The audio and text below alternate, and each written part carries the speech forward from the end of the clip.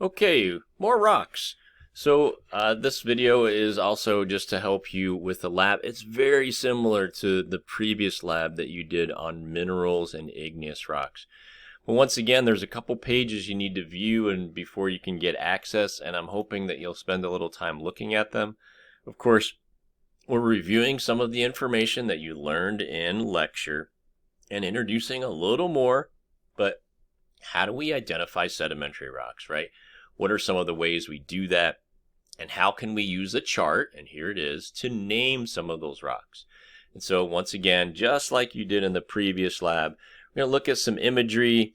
We're going to make some observations about what we see and determine, how big are the pieces or a certain chemical reaction that we see, and that's going to help us name the sedimentary rock here. And so once again, a little review, and the chart that you'll use in the lab is here. Once again, you can download it also in the lab. And then for, once again, metamorphic rock, same thing. We're just reminding you of some of the information that you learned in lecture, adding a few more things, and showing you this chart that we use to name metamorphic rocks. Similar way, right? We're looking at textures, we're looking at grain sizes and things like that, what they were made of before they were altered.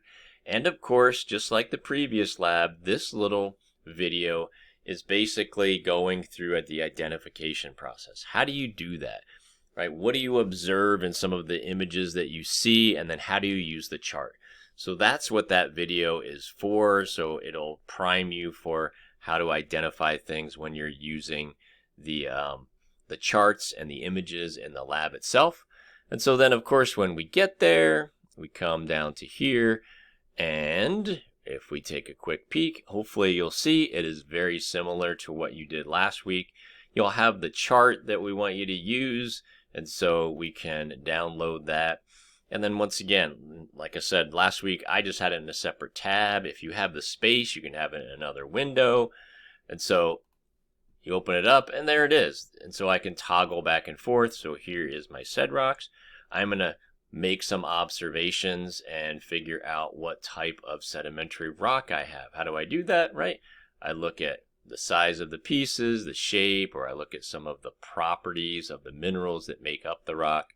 And that's how I'm going to determine names or sizes of pieces and things like that. So you're going to just cruise through here like you did for the rocks last week. And then there's going to be a metamorphic rock part, right? Same deal, remember.